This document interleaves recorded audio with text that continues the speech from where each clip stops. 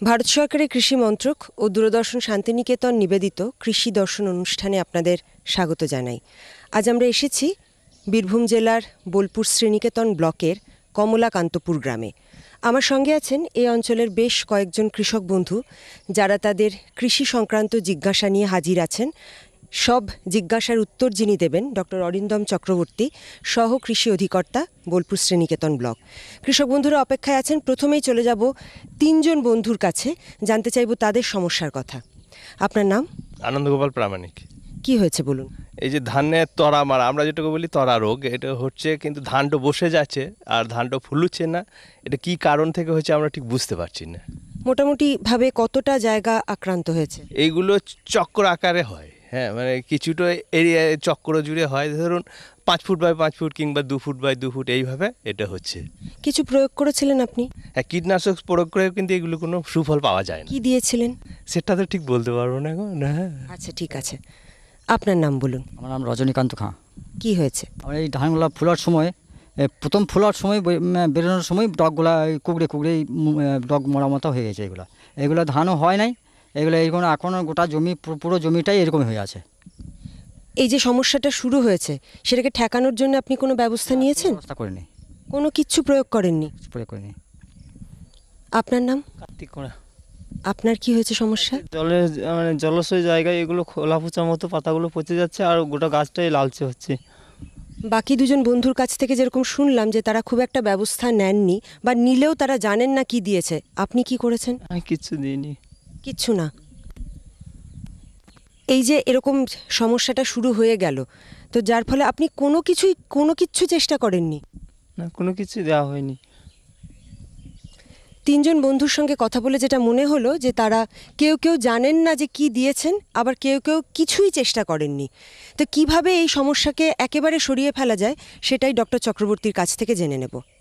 ধান আমরা জানি যে পশ্চিমবঙ্গে যখন আমরা ধান লাগাই, বিশেষ করে আমন ধান, যে খারিফ ধান আমরা লাগানোর পরে প্রকৃতির নানা রকম বৃষ্টির, বিশেষ করে বৃষ্টি এবং বৃষ্টি না হওয়ার উপরে অনেক কিছু আমাদের নির্ভর করে। আমরা কৃষক বন্ধুরা যেখানে বৃষ্টির আমাদের সমস্যা আছে, জলের সমস্যা আছে বা নিচু জমি, সেই সব জায়গাতে আমরা চট করে জল যে মাঠে ঢোকাই, সেই জলটা কিন্তু আমরা বের করি না, এবং তার সাথে সাথে সারের যে ব্যবহার করি, সেই ব্যবহারটাও সুষম হয় না। ফলে এই রকম নানা রকম রোগ কিন্তু আমরা মধ্যকালীন অবস্থায় ধান পাকার আগে বা পাকার সময় আমরা দেখতে পাই। বর্তমানে যেগুলো আমরা দেখলাম, তার প্রথম যেগুলো দেখেছি সেটা হচ্ছে মূলত খোলা পচা হয়েছে। খোলা পচার কয়েকটি কারণ আছে। এটি একটি ছত্রাক ঘটিত রোগ। এর কারণ হচ্ছে, প্রথম যেটি, সেটা হচ্ছে যে আমরা যে আলের কাছ থেকে আমরা ধান লাগিয়েছি, আমাদের কিন্তু ছত্রাকের অংশগুলি তার মধ্যে থেকে যায় এবং রোগটা কিন্তু আস্তে আস্তে ওখান থেকে বেরিয়ে আসে।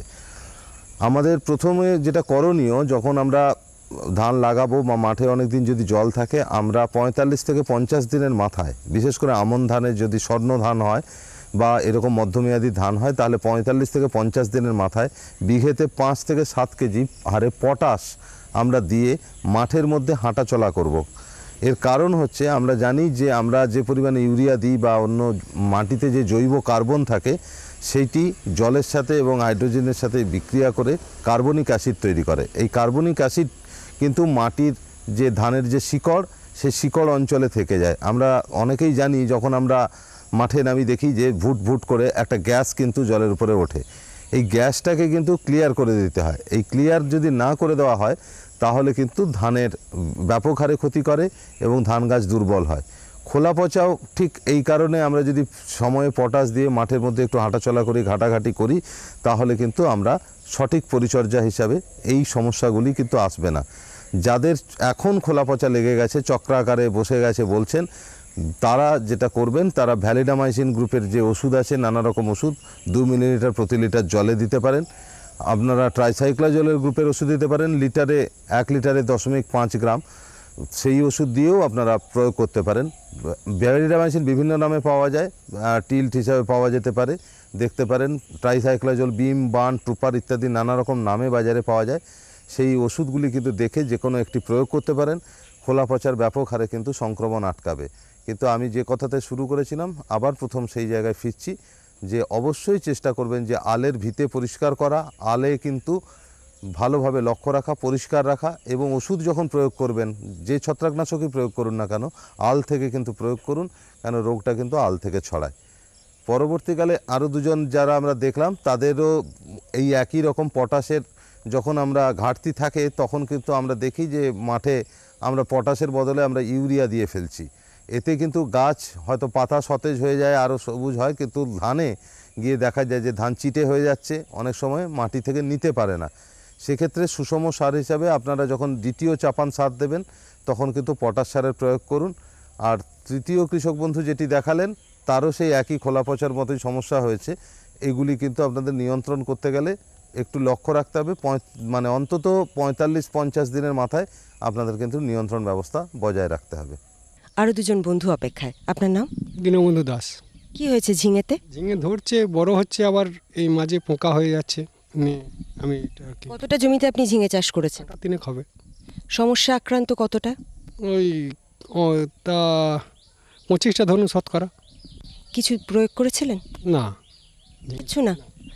কৃষি দপ্তরের সঙ্গে যোগাযোগ করে জানতে চাননি যে এই সমস্যা হচ্ছে, কি করা দরকার? না, জিজ্ঞেস করি। আপনার নাম? আমার নাম মনোরঞ্জন। কি হয়েছে? আমার এই লঙ্কা গাছের পাতাগুলো গড়িয়েছে, লঙ্কা ধরছে না, ফুল আসছে না। কবে থেকে হলো, মানে কতদিন ধরে চলছে? 1 বছর। গাছটা এখন আছে। তার মধ্যে আপনি কিছু চেষ্টা করেছিলেন? না, কিছু চেষ্টা করি। বন্ধুদের সঙ্গে কথা বলে যেটা মনে হচ্ছে যে হয় তারা সঠিক পথটা এখনো জানেন না, বা তাদের হয়তো এটা খুব একটা মাথা ব্যথার কারণ নয় যে সমস্যা হলে তাকে ঠেকাতে হবেই। এটাই আমরা জানবো বিশেষজ্ঞের কাছ থেকে। আমরা প্রথমে সবজির দুটি প্রশ্ন এসছে, সেই প্রশ্ন দুটি আলোচনা করে নিই। ঝিঙে বা আমরা যে বাড়ির কাছে যে 2-3 কাঠা জমিতে যেই সবজি লাগাই না কেন, আমাদের সবজি লাগানোটা কিন্তু হয় কি, আমরা বাড়ির খাবারের জন্য করি, কোনো লাভজনক সবজি হিসাবে করি না। ফলে এর প্রতি যে গুরুত্বটা আমাদের দেওয়ার কথা, সেই পরিমাণ আমরা দিতে পারি না। ফলে নানা রকমভাবে ঘাস হওয়া, নানা রকম বাড়ির আবর্জনা ধারে কাছে ফেলা ইত্যাদি সমস্যাগুলি থেকেই যায়। যদি আমরা ঠিক করে মাচা তৈরি করে বা তলা তৈরি করি, মাটি তৈরি করি, তখন যদি আমরা একটু পর্যালোচনা করে নিয়ে আমরা যদি মাটির সাথে খুব বেশি দাম নয়, সামান্য দামের যেসব ওষুধ আছে, যেমন কার্বোফিউরান 3G বা 4-এর 3G ইত্যাদি যদি আমরা একটু মাটির সাথে মিশিয়ে নিই এবং একটু পরিমাণে জৈব সার দিয়ে আমরা শুরু করতে পারি, তাহলে কিন্তু এইসব সমস্যাগুলি আমাদের অনেকটাই চলে যায়। যেহেতু সবজি এবং পাকা অবস্থায় পাকা ফলে সবজিতে পোকা হচ্ছে, সেক্ষেত্রে আমি বলবো যে নিম তেল জাতীয় যেসব ওষুধ, যেগুলি অপেক্ষাকৃত কম ক্ষতিকারক, সেই সব ওষুধই কিন্তু এইসব ক্ষেত্রে কীটনাশক প্রয়োগ করতে হবে। আর লঙ্কার ক্ষেত্রে যেটা হচ্ছে, লঙ্কা দীর্ঘদিন যদি থাকে তাহলে এমনিতেই লঙ্কা কুঁকড়ে যেতে পারে বা বসে যেতে পারে। লঙ্কার ক্ষেত্রে কিন্তু বা টমেটোর ক্ষেত্রেও হয়। এই দুটি ফসলের ক্ষেত্রে আমরা দেখেছি, সবজির ক্ষেত্রে, যে পাতাগুলো কুঁকড়ে যায়, পাতাগুলো কুঁকড়ে একটা নৌকার মতো যেন পাতা হয়ে যায়। এর কারণ হচ্ছে আমরা সঙ্গে সঙ্গে অনেক রকম ছত্রাকনাশক প্রয়োগ করেন, কিন্তু এটাকে কুটে রোগ বলে। এটার হওয়ার মূল কারণ হচ্ছে এক ধরনের মাছি পাতার তলাতে কিন্তু আক্রমণ করে। সুতরাং যদি আমরা এটাকে দমন করতে চাই, তাহলে ডাইকোফল জাতীয় যে ওষুধ আছে, বাজারে নানান রকম নামে পাওয়া যায়, সেই ওষুধ 2 থেকে 2.5 ইউনিট প্রতি লিটার জলে দিয়ে প্রয়োগ করতে হবে। নিম তেলও প্রয়োগ করা যেতে পারে। কোনো কোনো ক্ষেত্রে আক্রমণের শুরুতে যদি শুধু 1 ড্রাম জলে যদি আমরা 1 চামচ সাবান গুঁড়ো দিয়ে প্রয়োগ করি, তাহলেও কিন্তু এইসব মাছির ক্ষেত্রে আমরা দমন করতে পারবো। এর সাথে সাথে আরেকটা জিনিস আমি বলবো, যে যেসব কৃষক বন্ধুরা যোগাযোগ করতে পারছেন না বা স্থানীয়ভাবে দপ্তরে যেতে পারছেন, কৃষি দপ্তরে যোগাযোগ করতে পারছেন না, তাদের সামনে কিন্তু এখন ভারত সরকার এবং পশ্চিমবঙ্গ সরকার অনেকগুলি রাস্তা খুলে দিয়েছেন। যেমন কিষাণ কল সেন্টারের যে কোনো জায়গা থেকেই ফোন করা যায়। আপনারা সবাই জানেন 1551 এই নাম্বারে ফোন করলে কিন্তু সঙ্গে সঙ্গে আপনার ভাষায় আপনার উত্তর দেওয়া যায়। আপনার যত সামান্যই হোক না কেন, আপনি সেই প্রশ্নটা করতে পারেন। এর জন্য বিশেষ কোনো খরচ লাগে না, আপনার কোনো পয়সাই লাগবে না। আপনি বিনা পয়সায় নিখরচায় বাড়িতে বসেই আপনি জানতে পারবেন। এর সাথে সাথে হচ্ছে আমরা এখন সমস্ত কৃষকের মোবাইল নাম্বার কেন্দ্র সরকারের কাছে আমরা আপলোড করছি। এই আপলোডের ফলে হচ্ছে যদি কোনো কৃষি সংক্রান্ত আপনার সমস্যা থাকে বা কিছু, আপনারা এইখানে কিন্তু তার সরাসরি SMS পাবেন এবং আপনার যেসব আছে প্রত্যেক দিনে 3টি করে SMS পেতে পারেন। এছাড়া নানা রকম সরকারি বেসরকারি নানা রকম কোম্পানিও করছে, যেমন ইফকো কিষাণ কল সেন্টার চালু হয়েছে, তারাও কিন্তু আপনাদের কাছ থেকে তাদের সাথে বিয়ে করলে সারাদিনে 5খানা পর্যন্ত ভয়েস SMS দিচ্ছেন। এর ফলে কিন্তু আপনি বাড়িতে বসেই শুনতে পারেন। এছাড়া দূরদর্শন এবং আমাদের যেসব আরও গণমাধ্যম আছে সেখানেও কিন্তু কৃষি সংক্রান্ত নিয়মিত অনুষ্ঠান হচ্ছে, সেগুলো দেখতে থাকুন, দেখলেই কিন্তু অনেক কিছু জানা যাবে এবং ভবিষ্যতে লাভ হবে। ये बदलाव क्या है भैया? ये बड़े काम की चीज है। इंसान की सोच में अगर बदलाव आ जाए तो सब कुछ मुमकिन है, सब कुछ संभव है। अब ये बदलाव फिर आ रहा है, हर सूरत की मुस्कान में वो आपको दिखाई देगा। तो चलिए एक नई शुरुआत करते हैं, कुछ बदलाव करते हैं। दूरदर्शन किसान, एक नया चैनल जहां बातें होंगी बदलाव की और आपके कल की बेहतर शुरुआत की। छेड़ो बातें बदलाव की। কৃষক বন্ধুদের বলবো, বিশেষজ্ঞ বললেন কিষাণ কল সেন্টারে ফোন করে আপনার জিজ্ঞাসার কথা আপনি জেনে নিন। 2 নম্বর, সবার হাতে হাতে এখন মোবাইল। এই মোবাইলকেও কিন্তু আপনি কাজে লাগিয়ে আপনার অনেক প্রশ্নের উত্তর পেয়ে যেতে পারেন, শুধু একটু সচেতন হতে হবে। আরও 2জন বন্ধু আছে। আপনার নাম? আমার নাম মৃত্যুঞ্জয় পণ্ডিত। কি জানতে চান বলুন। জানতে চাই বলতে আমার ঘরে বেশ মানে 15-16টা আম গাছ মানে কলমের চারা আছে, আর পেয়ারা আছে কয়েকটা এবং লেবু আছে। তো সেইগুলো আম গাছগুলো প্রথমে বলি আমি, আম গাছগুলো পাতাগুলো কীরকম খষ্ট খষ্ট হয়ে যাচ্ছে এবং দেখছি মানে মারা যাচ্ছে আর কি, বেশ কয়েকটা গাছ ইতিমধ্যে মারা গিয়েছে। তো আমি আমাদের পাশে যে কোশিলা কৃষি ভাণ্ডার আছে ওখানে গিয়েছিলাম, ওরা দিয়েছিল, সেভাবে কিন্তু কোনো কাজ হয়নি ব্যাপারটা। আর পেয়ারা যেটা আছে, পেয়ারা মানে একটা পেয়ারা আছে বেশ বড়ো সাইজ, প্রায় আপনার ছোটোগুলো প্রায় 200-250, 300-400 পর্যন্ত হয়। তো পেয়ারাগুলো কী হচ্ছে, যখন অনেক বড় হয়ে যাচ্ছে মানে মাথার দিকটা কালো হয়ে পচে নষ্ট হয়ে যাচ্ছে আর কি। আচ্ছা, এ তো গেল সমস্যার কথা। একটু জানতে চাই যে আপনি ফল চাষ কত বছর ধরে করছেন? আমি গাছগুলো লাগিয়েছি 14-15 বছর হয়ে গেল। বেশ অনেক বছর। কি মনে হয় ফল চাষ কীরকম লাভজনক? মূলত আমি যে ব্যবসা ভিত্তিক করেছি এই ব্যাপারটা নয়, মানে আমার বাগান বাড়ি করা নিজের ভালো লাগা, নিজের ভালো লাগার জন্য করেছি এটা। ঠিক আছে। আপনার নাম? আমার নাম উজ্জ্বল মণ্ডল। কি জানতে চান বলুন। আমি এই লেবুটার ব্যাপারে স্যারের সঙ্গে একটু জানতে চাই। বলুন। হচ্ছে লেবুটা মানে গাছ থেকেই পাকা অবস্থা হচ্ছে আর ফুটোর মতন হয়ে যাচ্ছে আর পচে আছে, পোকা হয়ে যাচ্ছে। কতগুলো গাছ আছে? আমার একটাই গাছ আছে ভাই। একটাতেই সমস্যা? এই যে সমস্যাটা হয়েছে আপনার লেবু গাছে, কিছু প্রয়োগ করেছিলেন আপনি? না, কিছু প্রয়োগ করিনি, মানে এটা এই সামনেই হয়েছে, তো এবার স্যারকে সামনে পেলাম, ওই জন্যই মানে এটা জেনে নিই এটা কী হয়েছে ব্যাপারে। এটা কি প্রথমবারই করলেন চাষ? হ্যাঁ, এই প্রথম ফল ধরছে এটা। আচ্ছা, বেশ। দুজনেই ফল গাছকে ভালোবেসে বাড়িতে লাগিয়েছেন, যত্নও করছেন, কিন্তু যত্ন করার পথে পথে তো কিছু সমস্যা থাকে। সেই সমস্যাগুলো যদি ভালো করে আমরা না জেনে নিই তাহলে তা পরবর্তীতে আমাদেরকে খুব অসুবিধায় ফেলে। সেটাই জেনে নেব বিশেষজ্ঞের কাছ থেকে। আমরা জানি যে আমাদের বাঙালি সমাজে ফল কিন্তু আমাদের বাড়ির চারপাশে লাগানো, আগে যেভাবে প্রচলিত ছিল আস্তে আস্তে করে সেগুলি কমে গেছে। কিন্তু আমাদের শিশু, আমাদের ভবিষ্যৎদেরকে কিন্তু আমাদেরকে রেগুলার নিয়মিতভাবে ফল খাওয়াতে হবে, কেন ফলের মধ্যে মাল্টিভিটামিনস, মিনারেলস সব কিছু কিন্তু এত সুন্দরভাবে আছে যেটা কিন্তু অন্যান্য সবজিতে নেই। এবং ঘরে লাগানো যদি ফলের হয় তাহলে কিন্তু তাদের অনেক উপকৃত হবেন। এখন ফলে যেটা দেখা যাচ্ছে যে আম গাছের যে সমস্যাটা উনি বললেন, এগুলো মূলত আমরা জানি 2 রকমের পোকা হয়। সেই পোকা কিন্তু আমাদের ঠিক এই অগাস্ট সেপ্টেম্বর মাস থেকে শুরু করে, এর আক্রমণ ছড়ায় এবং পাতাগুলো আস্তে আস্তে করে শুকিয়ে যায়, কোনো কোনো ক্ষেত্রে বোঁটা মরে যায় এবং গাছের কিন্তু আমও পরবর্তীকালে মুকুল ঝরে যায় এবং আমও পড়ে যায়।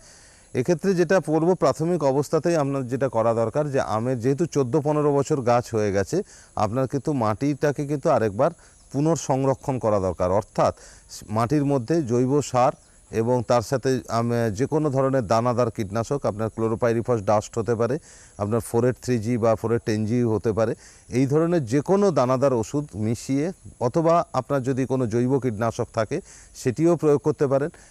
নিম ঘটিত কোনো কীটনাশক প্রয়োগ করতে পারেন, নিমের ফল দিয়ে কীটনাশক তৈরি করে নিতে পারেন। এইগুলি প্রয়োগ করলে কিন্তু আপনার আম গাছের যে সজীবতা সেটা কিন্তু ফিরে আসবে। এর সাথে সাথে পাতার এই আক্রমণগুলোকে আটকাতে গেলে বা এর থেকে মুক্তি পেতে গেলে আমরা সাধারণত বলি যে নিম তেল যে আছে, নিম তেল প্রয়োগ করুন। নিম তেল প্রয়োগ করলেই কিন্তু আপনার এক্ষেত্রে অনেকটা সমাধান পাবেন। নিম যদি বাড়িতে তেল তৈরি করে নেন, অর্থাৎ নিমের পাতা যদি দিয়ে তৈরি করে নেন, 1 বালতি জলে মোটামুটি 2 থেকে 3 কেজি পর্যন্ত পাতা আপনি দিয়ে ফুটিয়ে নিতে পারেন। সেই মিশ্রণটা আপনার প্রতি লিটারে 5 ml হিসেবে, অর্থাৎ 1 ড্রামে 75 ml পর্যন্ত মিলিলিটার পর্যন্ত দিয়ে আপনি কিন্তু প্রয়োগ করুন। সঠিক মাত্রায় প্রয়োগ করলে কিন্তু আপনার এই সমস্যাটা চলে যাবে। ঠিক তেমনভাবে যিনি লেবু দেখালেন, লেবুর ক্ষেত্রে আমরা জানি লেবুর ক্ষেত্রে সাধারণত নানা রকম সমস্যা আছে, তার মধ্যে পোকার সমস্যাটা খুব বেশি। লেবুর সমস্যা আটকাতে গেলে লেবুতে আমরা পরিচর্যাটা সঠিকভাবে আরেকটু করব। যেহেতু প্রথম বছর ফল ধরছে, সেই হেতু আমি বলবো যে আপনি এর পরের বারে যখন আপনার মাটি যখন পরিচর্যা করবেন, তখন অবশ্যই নিম বা করঞ্জা যে খোল পাওয়া যায়, সেই খোল মিশিয়ে আপনি মাটিতে দিন। দিলে কিন্তু আপনার একটু কীটনাশকের কাজ করবে, সিস্টেমিক ইনসেকটিসাইডের কাজ করবে, অর্থাৎ আপনার গাছের রসের মাধ্যমে বাহিত হয়ে ভেতরে যাবে এবং ফলের উপরে আক্রমণটা কিন্তু অনেক অংশে কমে যাবে। আর যদি আক্রান্ত হয়েই যাচ্ছে দেখছেন বা যদি ফুটো হয়ে যাচ্ছে, প্রয়োগ একদম করা যাবে না, কেন লেবু হচ্ছে এমন একটা ফল যেটা ডাইরেক্ট আমরা ওখান থেকে সংগ্রহ করব। সেই জন্য চেষ্টা করুন ফল যাতে কোনোভাবেই আক্রমণ না হয়, আক্রমণটা কিন্তু আটকাতে হবে, না হলে কিন্তু পরবর্তীকালে কোনো রকম কীটনাশক দিলে সেটা যিনি খাবেন বা যারা খাবেন তাদের কিন্তু ক্ষতি করতে পারে। এই বিষয়গুলি মাথায় রেখে যদি পরিচর্যা করেন, পরবর্তীকালে আপনার ফলের উপরে কিন্তু সুবিধা পাবেন। যত আমরা আধুনিক হচ্ছি, আমাদের জ্ঞানের চক্ষুও কিন্তু খুলে যাচ্ছে। আমরা জানতে চাই, আরও জানতে চাই। তার জন্য রয়েছে আমাদের খুব হাতের কাছেই ইন্টারনেট। এই ইন্টারনেটে অনেক কিছু জানতে পারবেন আপনারা কৃষিকাজের ব্যাপারে। যেমন সরকারের কিন্তু একটি নিজস্ব ওয়েবসাইট আছে কৃষি দপ্তরের, সেখান থেকে, বা কিষাণ পোর্টাল, এখান থেকেও কিন্তু আপনারা অনেক কিছু জানতে পারেন। শুধু একটু ইন্টারনেট বা অন্তর্জালে আপনাদের জড়িয়ে পড়তে হবে। এই পরিষেবা যদি একটু নিতে পারেন বুদ্ধি করে, তাহলে দেখবেন যে ছোট্ট জিজ্ঞাসাগুলো মনের মধ্যে জমা হয়ে রয়েছে, সেগুলো কিন্তু আপনি নিজেই বাড়িতে বসে সমাধান করে ফেলতে পারবেন অনেকটাই। পরপর 4 জন বন্ধু আছেন, তাদের সঙ্গে কথা বলবো। আপনার নাম? আমার নাম রুদ্রনাথ ঘোষ। কি হয়েছে বলুন? আমার এই নারকেল গাছে ফুল হচ্ছে, কিন্তু নারকেল টিকছে না একটাও। কটা গাছ আছে? 2টো। সমস্যাটাকে যে বাড়িয়ে দিলেন, সেটাকে সারানোর চেষ্টা করেছিলেন? সেটা করেননি।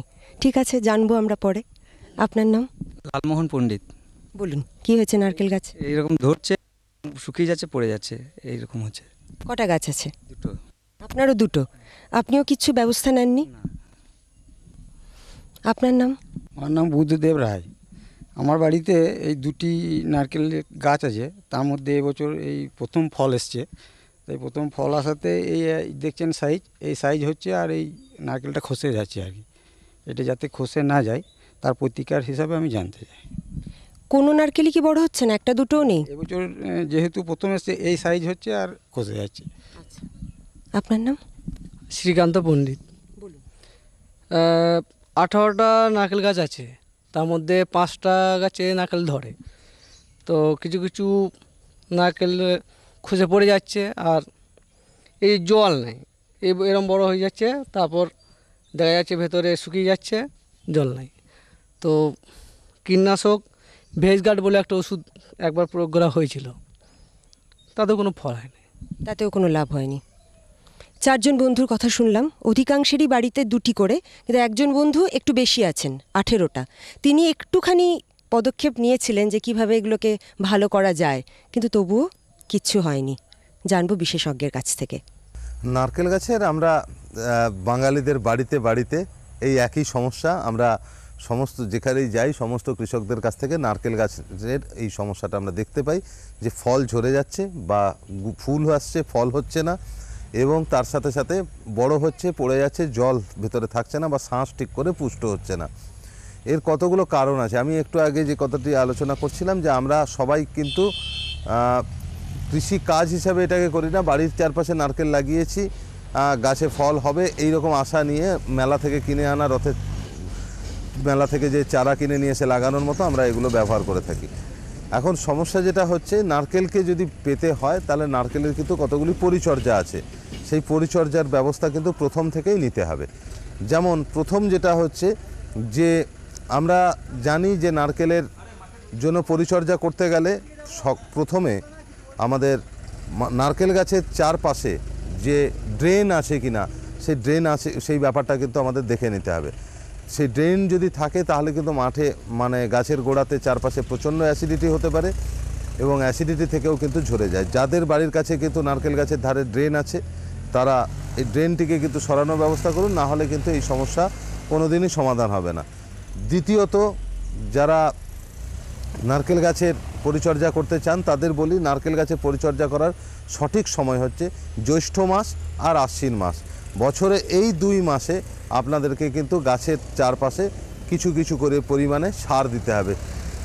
এবং সার দেওয়ার একটি নির্দিষ্ট উপায় আছে, সেটা হচ্ছে যে গাছ থেকে অন্তত দেখবেন যে পাতা যতটা ছড়িয়ে গেছে, নারকেলের গাছের কিন্তু শিকড়ও ততটা ছড়িয়ে গেছে। অর্থাৎ আমরা যারা জল নিয়ে বা অন্যান্য খাবার নিয়ে গাছের গোড়াতে ঢেলে দিই, ভাতের প্যান থেকে অনেককে অনেক রকম দেখেছি, তারা কিন্তু সেগুলো কোনোটাই করবেন না। 2 থেকে 3 হাতের কমে আপনারা কোনোভাবেই সার বা ওষুধ কিছুই প্রয়োগ করবেন না। এইরকম করে গোল করে গাছের চারপাশে যদি প্রয়োগ করতে পারেন তাহলে উপকৃত হবেন। উপকারের জন্য আমরা খুব সাধারণভাবে 10-26-26 যে সার আছে, 300 থেকে 400 গ্রাম 10-26-26, এবং আপনারা 100 থেকে 200 গ্রাম হচ্ছে ইউরিয়া, তার সাথে জৈব সার, বিভিন্ন রকম খোল দিতে পারেন, এবং তার সাথে যদি খুব সামান্য পরিমাণে অনুখাদ্য যেটা আছে, বোরন, বিশেষ করে বোরনের যে অনুখাদ্য আছে বাজারে, আমরা যারা দেখছি যে ফল পড়ে যাওয়া, ফেটে যাওয়া এবং ভেতরে শ্বাস হচ্ছে, জল হচ্ছে না বা শ্বাসপুষ্ট হচ্ছে না, এগুলি কিন্তু মূলত অনুখাদ্যের জন্য। আমি যে পরিমাণ সার বললাম, অর্থাৎ যখন আমরা 10-26 ইউরিয়া, জৈব সার ইত্যাদির মিশ্রণ তৈরি করব, তার সাথে সামান্য পরিমাণে বিশেষ করে বোরন আছে কিনা দেখে নিয়ে, বোরন ঘটিত যেসব অনুখাদ্য আছে সেগুলি, বোরাক্স বলে বাজারে পাওয়া যায়, 20% বোরন সলিউশন, এইটা কিন্তু মিশিয়ে নিয়ে আমরা যদি ওই জ্যৈষ্ঠ মাসে আর আশ্বিন মাসে গাছের ওই 3 হাত দুধ দিয়ে আমরা যদি ভালোভাবে প্রয়োগ করে দিই, তাহলে কিন্তু আমরা বিভিন্নভাবে সুফল পাবো। আমরা একটা কথা মনে রাখবো যে যখনই আমরা দুধ দিয়ে কাটবো, খুব গভীর করব না, কেননা শিকড় কিন্তু তাতে কেটে যেতে পারে। আমরা খুব সাবধানে এটা কোদাল চালাবো, এবং যদি আমরা গোল করে এটা কেটে আমরা প্রয়োগ করি তাহলে কিন্তু সুফল পাবো। যাদের ড্রেনের ধারে নারকেল গাছ আছে, যেটাই আমি প্রথমে শুরু করেছিলাম, সেই ড্রেনের ধারে যদি আপনারা গাছে ফল চান, তাহলে ড্রেনে রেগুলার আপনাকে চুন প্রয়োগ করতে হবে এবং চেষ্টা করতে হবে যতটা সম্ভব শুকনো রাখা, না হলে কিন্তু ওইগুলোতে কিন্তু ভবিষ্যতেও ফল পড়ে যাওয়া সম্ভাবনা থাকবে। আর কিছু কিছু দেখা যায় যে আমরা গাছে দেখবেন করাত পোকা বা অন্যান্য যা কাঁচি দিয়ে কেটে নেওয়ার মতো করে পাতা কেটে নেয়, বা গাছের যে গোড়া, মানে ডালের যে গোড়াগুলিতে, সেই গোড়াগুলিতে পিঁপড়ে বাসা করে। এইগুলির ক্ষেত্রে কিন্তু বালির সাথে আপনার ক্লোরোপাইরিফস বা যে কোনো ধরনের কীটনাশক, সিস্টেমিক কীটনাশক মিশিয়ে ওই গোড়াগুলিতে বালির সাথে মিশিয়ে যদি রাখেন, তাহলে কিন্তু পোকাও হবে না এবং আপনার কিন্তু ফল ঝরে যাওয়ার সম্ভাবনা কমে যাবে। আজ আমরা এসেছিলাম বোলপুর শ্রীনিকেতন ব্লকের কমলাকান্তপুর গ্রামে। কৃষি আলোচনার আসরে আজ অনেক কথাই আমরা জানলাম কৃষি বিশেষজ্ঞের হাত ধরে। সেজন্য প্রথমেই ধন্যবাদ জানাই ডক্টর অরিন্দম চক্রবর্তীকে। কৃষক বন্ধুদেরও ধন্যবাদ, খুব মন দিয়ে শুনেছেন ওরা। কিন্তু এরপরেই একটা কথা আমি সংযোজন করব, যেন কথাতেই না পর্যবসিত হয়। যে কথাগুলো বিশেষজ্ঞ বললেন বা জানিয়ে দিলেন, সেগুলোকে মনের মধ্যে গেঁথে নিতে হবে, ভাবতে হবে, সচেতন হতে হবে অনেক বেশি। আগে যাচ্ছিলেন তার থেকে যদি আরও 5 পা এগিয়ে যান, তাতে ক্ষতি কোথায়? আজকের মতন এটুকুই। বাকি কথা নিয়ে আমরা আবার আপনাদের সামনে থাকব অন্য কোনো কৃষি আলোচনার আসরে।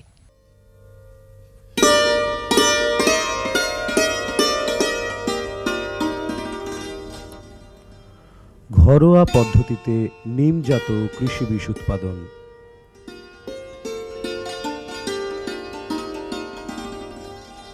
প্রথমে নিম ডাল ভেঙে নিয়ে পাতা ছাড়িয়ে নিতে হবে। তারপর উনুনে কড়াই বসিয়ে 1 বালতি জল ঢালতে হবে। জল সামান্য পরিমাণে ফোটাতে হবে। ওই ফুটন্ত জলে 1 বালতি পাতা উনুনে ঢালতে হবে এবং ধীরে ধীরে নাড়তে হবে।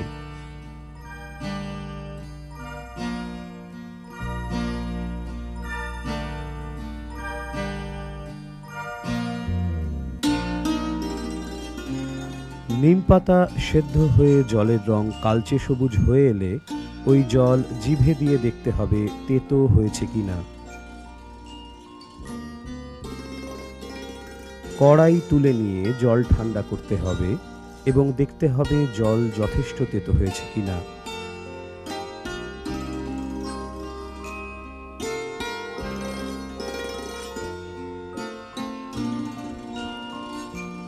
জল ঠান্ডা হয়ে গেলে পাতা নিংড়ে পরিষ্কারভাবে ছেঁকে স্প্রেয়ারে ভরতে হবে।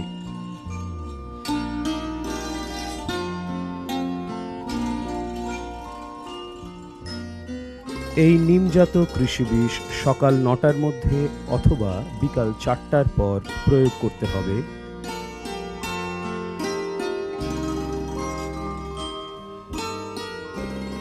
সাধারণত এই ওষুধ পোকার উপদ্রব শুরুর পর গাছ পিছু ২-৩টে দেখা গেলে প্রয়োগ করতে হবে।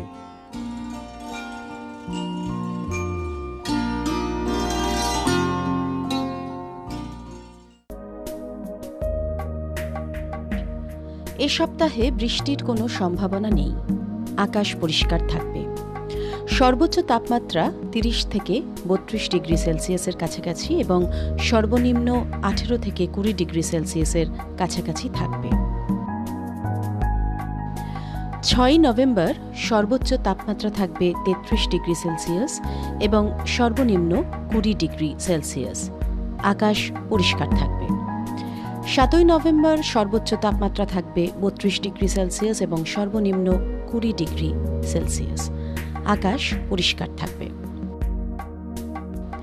৮ নভেম্বর সর্বোচ্চ তাপমাত্রা ৩৩ ডিগ্রি এবং সর্বনিম্ন ১৯ ডিগ্রি সেলসিয়াস থাকবে। ওই দিনও আকাশ পরিষ্কার থাকবে। ৯ নভেম্বর সর্বোচ্চ তাপমাত্রা থাকবে ৩২ ডিগ্রি সেলসিয়াস এবং সর্বনিম্ন থাকবে ১৯ ডিগ্রি সেলসিয়াস। আকাশ পরিষ্কার থাকবে। ১০ নভেম্বর সর্বোচ্চ তাপমাত্রা থাকবে ৩১ ডিগ্রি সেলসিয়াস এবং সর্বনিম্ন ১৮ ডিগ্রি সেলসিয়াস। ওই দিন আকাশ আংশিক মেঘলা থাকবে। ১১ নভেম্বর সর্বোচ্চ তাপমাত্রা ৩১ ডিগ্রি সেলসিয়াস এবং সর্বনিম্ন তাপমাত্রা ১৮ ডিগ্রি সেলসিয়াস থাকবে। ওই দিনও আকাশ আংশিক মেঘলা থাকবে। আবহাওয়া ভিত্তিক কৃষি পরামর্শ। ধান চাষ।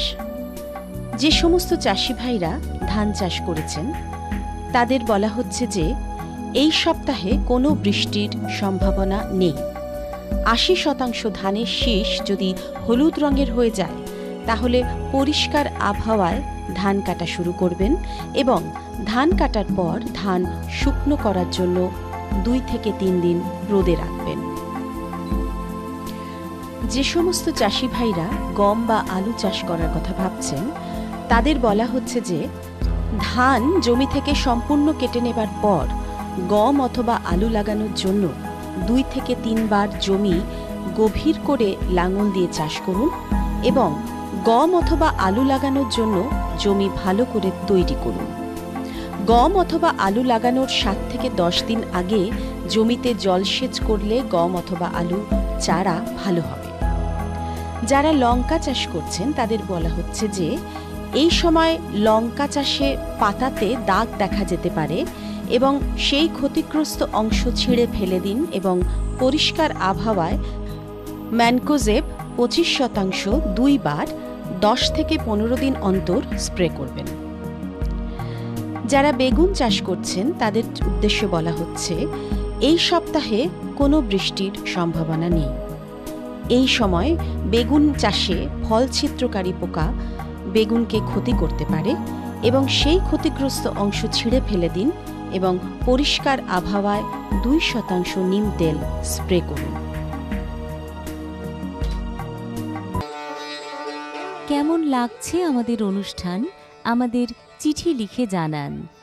চিঠি লেখার ঠিকানা কৃষি দর্শন, অধিকর্তা দূরদর্শন কেন্দ্র, শান্তিনিকেতন, শান্তিনিকেতন, সূচক ৭৩১২৩৫।